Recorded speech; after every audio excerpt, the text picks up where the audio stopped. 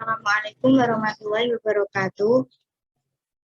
Saya dari kelompok 2 akan mempresentasikan tentang aliran filsafat pendidikan atau progresivisme. Saya Sarmila Dharma Wijayani, NIM 20030460818.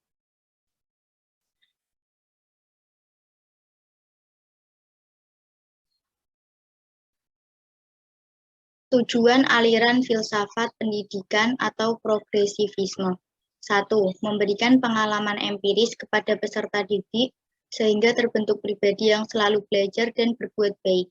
2. Memberikan banyak pengalaman kepada peserta didik dalam upaya pemecahan masalah yang dihadapi di lingkungan sehari-hari. 3. Pengalaman yang dipelajari harus bersifat real atau sesual dengan kehidupan nyata. 4. Memecahkan problem-problem yang ada dalam kehidupan. Pandangan progresif dalam pembelajaran. Dalam pandangan progresivisme, pendidikan merupakan suatu saranan atau alat yang dipersiapkan untuk mengembangkan kemampuan peserta didik supaya tetap survive terhadap semua tantangan kehidupannya yang secara praktis akan senantiasa mengalami kemajuan. Selain itu, proses pendidikan dilaksanakan berdasarkan pada asas pragmatis, artinya pendidikan harus dapat memberikan kebermanfaatan bagi peserta didik, terutama dalam menghadapi persoalan yang ada di lingkungan masyarakat.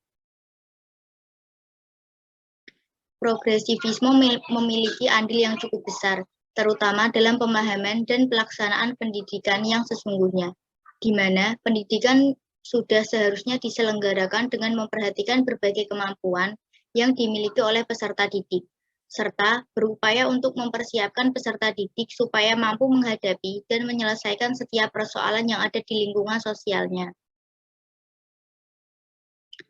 Dalam pandangan progresivisme, kurikulum merupakan serangkaian program pengajaran yang dapat mempengaruhi anak belajar secara edukatif, baik di lingkungan sekolah maupun di luar. Menurut Amir Ma'ruf, kurikulum dalam pandangan progresivisme ialah sebagai pengalaman mendidik, bersifat eksperimental, dan adanya rencana serta susunan yang teratur. Pengalaman belajar adalah pengalaman apa saja yang serasi dengan tujuan menurut prinsip-prinsip yang telah digariskan dalam pendidikan, di mana setiap proses belajar yang ada membantu pertumbuhan dan perkembangan anak didik. Artinya, kurikulum harusnya dirancang untuk mengembangkan berbagai potensi peserta didik, serta dapat memberikan pengalaman yang berharga bagi kehidupan anak didik. Adapun implementasi dalam pendidikan dapat dilihat dari beberapa aspek, di antaranya makna pendidikan, tujuan pendidikan, kurikulum, belajar, dan peran guru dalam pembelajaran. Secara singkat, ciri implementasi progresivisme ini dalam pendidikan ialah menekankan pendidikan demokratis dan menghargai berbagai potensi yang dimiliki oleh anak, serta pembelajarannya lebih berpusat pada peserta didik, sedangkan guru hanya sebagai fasilitator, pembimbing, dan pengarah bagi perkembangan peserta didik. Sekian presentasi dari saya. Mohon maaf jika ada